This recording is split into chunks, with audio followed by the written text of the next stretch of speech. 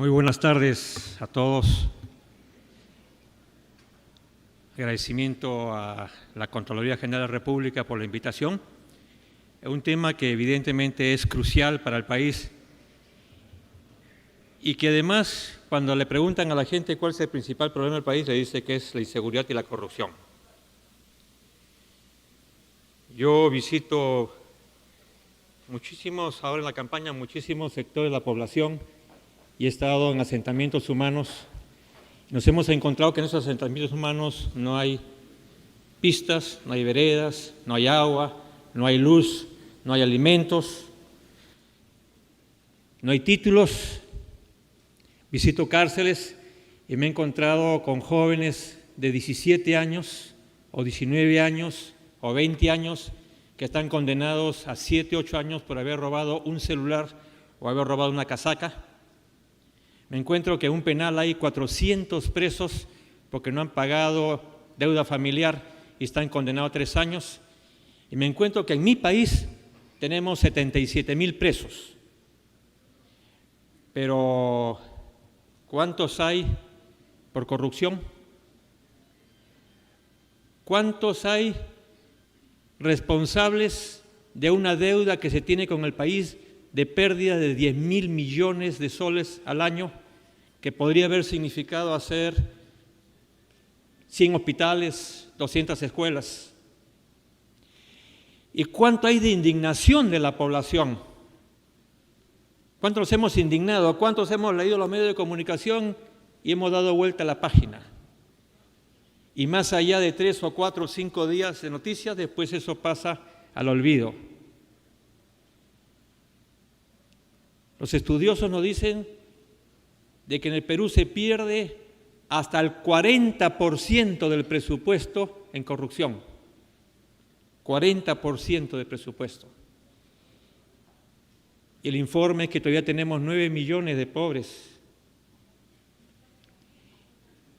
El informe es que casi el 80% de la población insiste: ¿qué importa que robe, pero que haga obra? Y que ya no le interesa si podemos nombrar a un gobernante regional que dice: yo solamente he robado en carretilla. O un señor que es gobernante regional en otra región que recibió prebendas para poder vender su voto y ciertamente hacer actos de corrupción. Y no nos importa que haya magistrados o hijos o familiares de los magistrados que trabajen en los gobiernos regionales o que trabajen en los municipios o que trabajen en las universidades y puedan dejar sin castigo a las autoridades o a los funcionarios que han robado.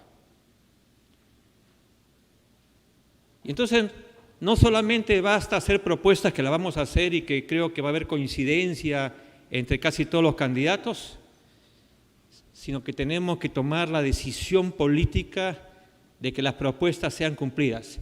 Tiene que haber la decisión política de que en efecto vamos a combatir realmente la corrupción. Porque si no hay decisión política, entonces estamos perdiendo miserablemente el tiempo y todos los foros en que hemos participado va a ser simplemente para la foto. Y creo que eso es lo grave. Estamos perdiendo nuestros propios valores morales como ciudadanos, porque estamos siendo nosotros cómplices con nuestro silencio o estamos haciendo, bueno, pues, ¿qué importa que robe con tal de que haga obra? La verdad de perogrullo en la historia de la corrupción política de nuestro país es que es permanente. Es algo que existe siempre. Es endémica. Algunos estudiosos dicen que la corrupción es ya una enfermedad.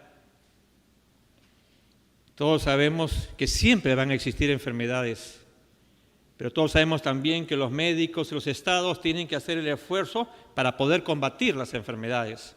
Y entonces, de igual manera, no hay argumentos para aceptar la corrupción y tenemos que tomar las medidas para combatir la corrupción.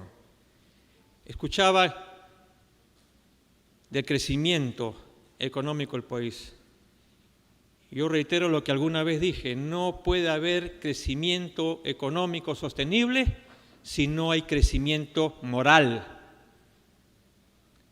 El tema de la corrupción es un problema de moral, es un problema de educación.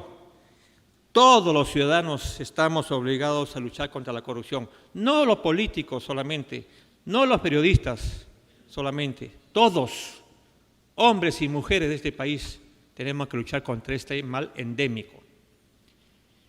Y aquí yo hago un primer llamado a la Conferencia Episcopal Peruana para que se pueda trabajar conjuntamente con todos los candidatos y con todos los hombres y mujeres de buena voluntad peruanos para hacer una gran movilización contra la corrupción. Los jóvenes han hecho su movilización contra la ley Pulpín. Se ha hecho una serie de movilizaciones frente a situaciones dramáticas del país que dieron resultados.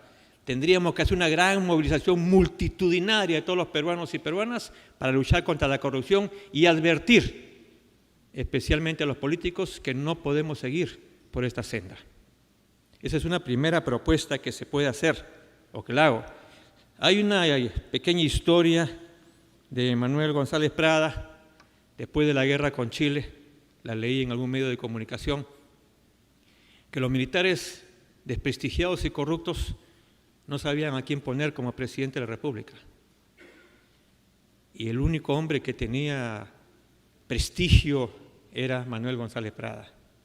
Y estos militares fueron a visitarlo. Le ofrecieron la presidencia de la República y él le dijo, le pongo una condición. La condición es que fusilen a todos los militares corruptos.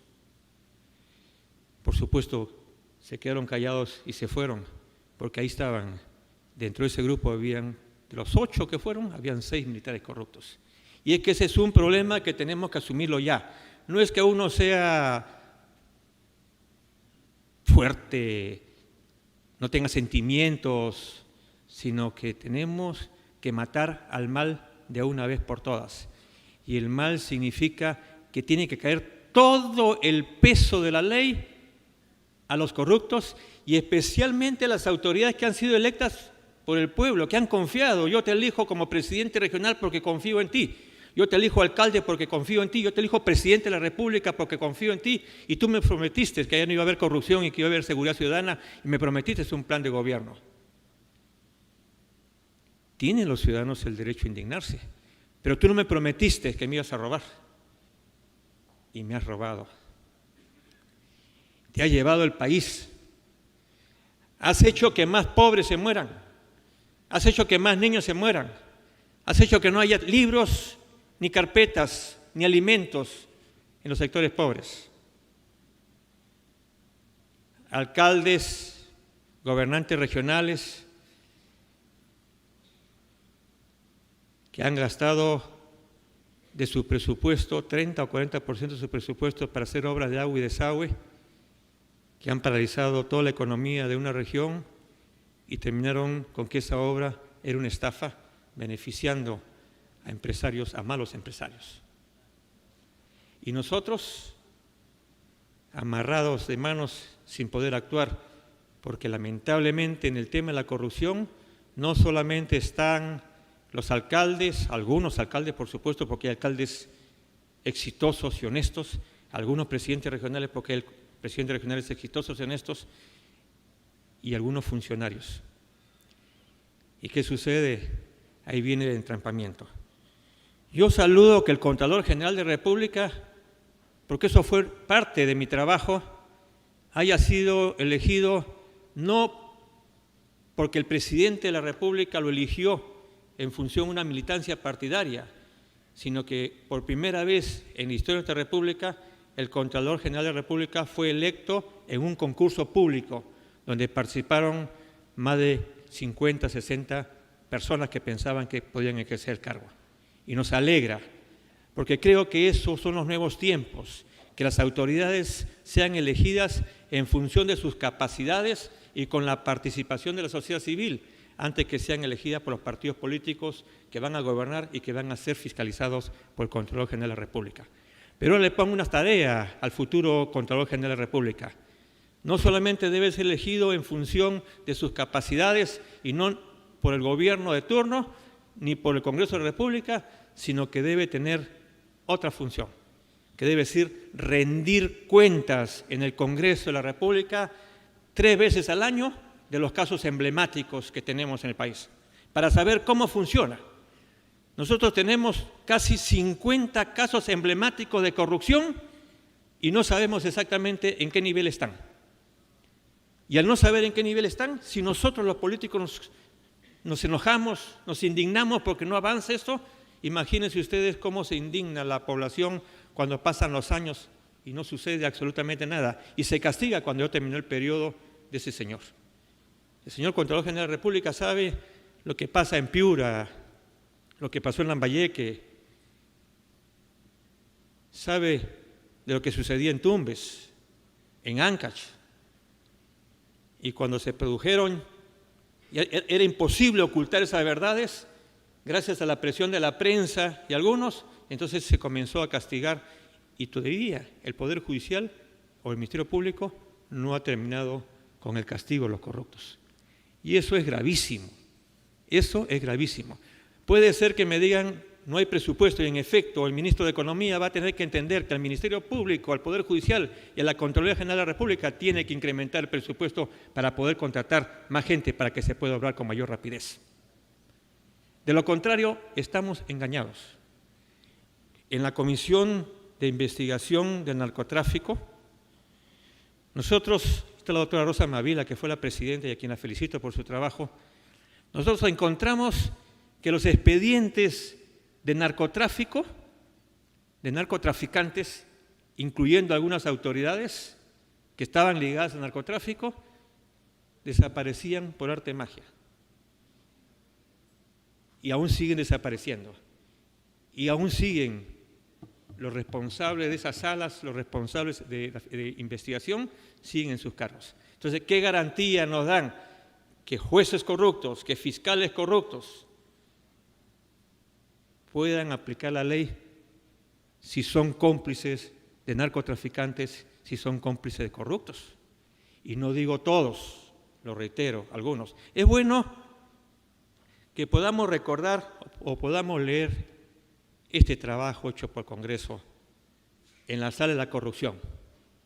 Es importante que lo podamos leer, es importante que esto llegue a las universidades, es importante que esto llegue a los colegios, es importante que los medios de comunicación puedan hacer extracto de esto para que vean que no solamente los funcionarios públicos, no solamente los políticos, sino los jueces, los fiscales, algunos periodistas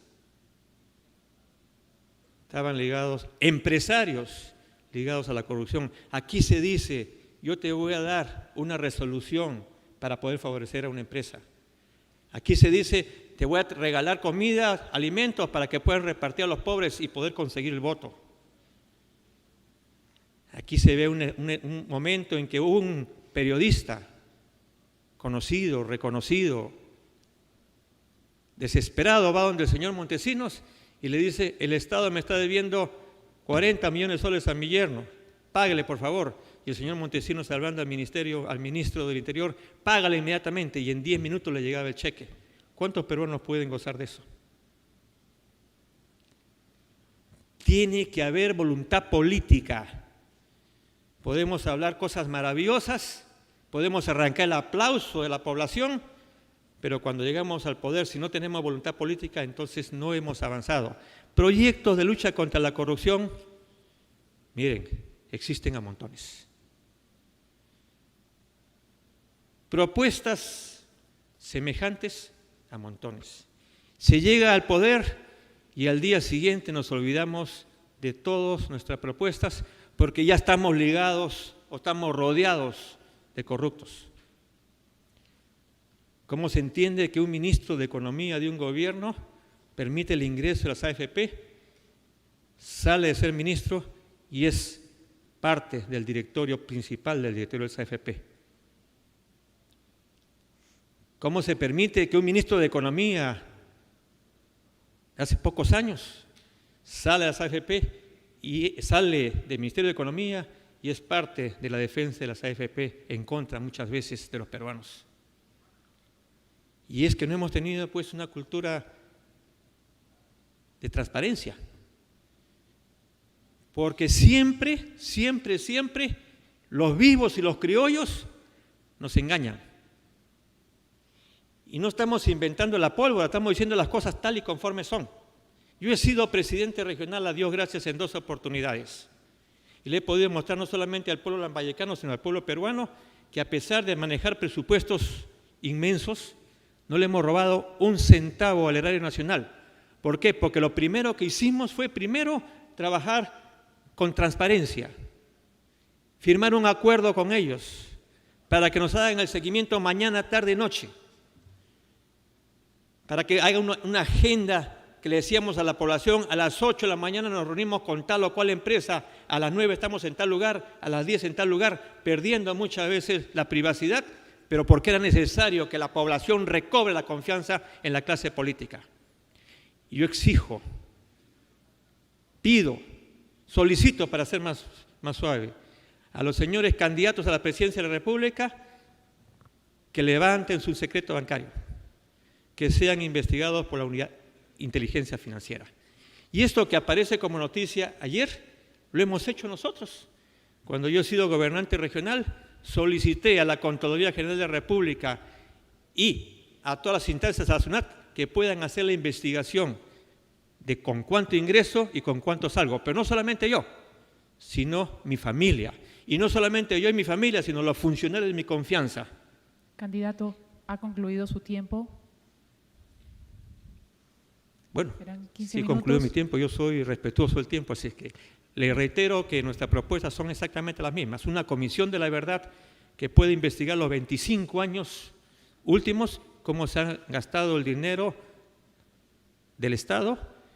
Lo segundo, muerte civil, que significa que un corrupto no puede volver a trabajar más para el Estado y no puede licitar con el Estado. Y lo tercero, una reforma total para el Ministerio Público y el Poder Judicial. Muchas gracias.